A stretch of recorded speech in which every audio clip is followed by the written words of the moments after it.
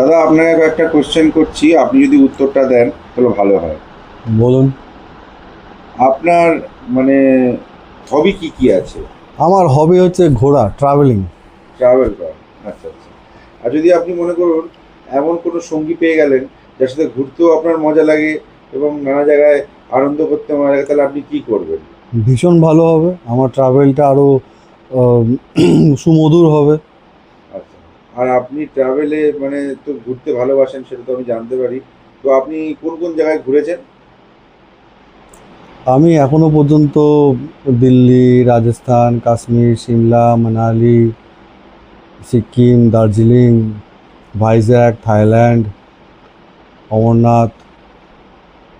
Recently আবার একটা বড় ট্যুর প্রোগ্রাম চলছে। রিসেন্টলি হয়তো ওই সামনের মাসের লাস্টের দিকে আমি আবার হয়তো বেরিয়ে যাবো। লাদাখের দিকে?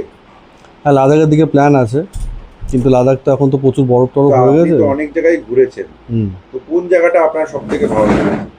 কাশ্মীর তো খুবই সুন্দর জায়গা। আচ্ছা। যে বলে কি যে সব মানুষ যে বলে যে প্রকৃত স্বর্গ, সেরকমই আছে। যাক, আপনার সাথে কথা বলে খুব ভালো লাগলো দাদা।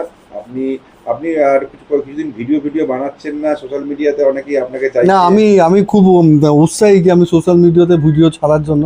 আমি আমার বন্ধুকেও বলেছি।